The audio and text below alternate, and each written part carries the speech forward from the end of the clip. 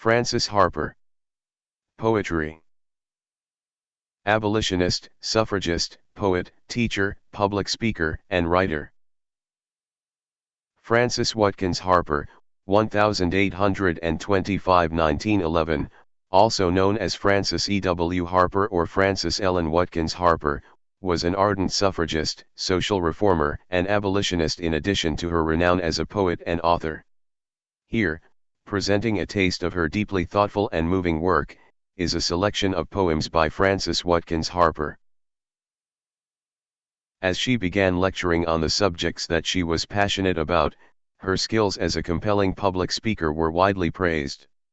Her 1854 collection Poems on Miscellaneous Subjects was one of her most successful publications. Her heartbreaking poem The Slave Mother is arguably her best known. Much later, the novel Iola Leroy, or Shadows Uplifted, 1892, was another critical and commercial success. The 80 poems published during her lifetime along with her fiction and non-fiction works have earned her a place in American literature, though she deserves to be better known. Heard you that shriek? It rose. It seemed as if a burdened heart. Saw you those hands so sadly clasped? The shuddering of that fragile form. Saw you the sad, imploring eye? She is a mother pale with fear, and in her kirtle vainly tries. He is not hers, although she bore. He is not hers, although her blood. He is not hers, for cruel hands.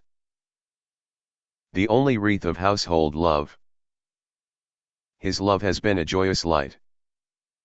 His lightest word has been a tone. Their lives a streamlet blent in one. They tear him from her circling arms. Oh! Never more may her sad eyes. No marvel, then, these bitter shrieks.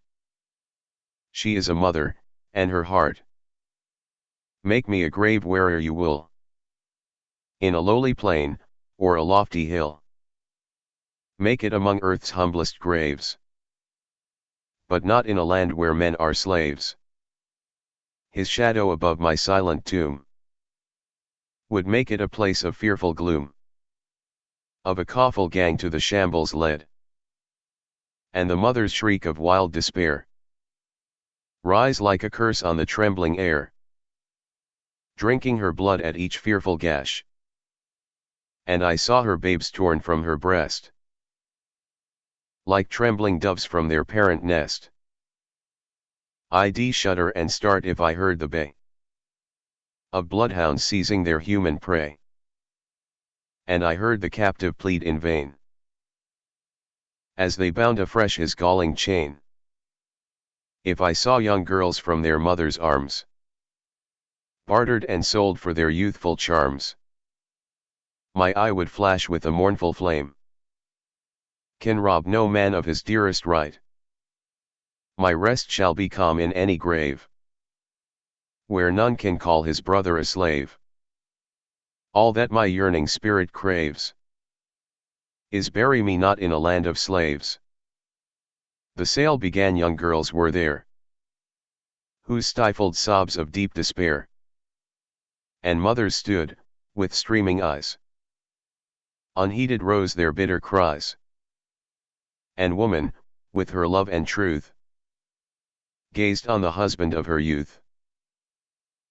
And men, whose sole crime was their hue, and frail and shrinking children too, yet who have laid your love to rest, know not the anguish of that breast.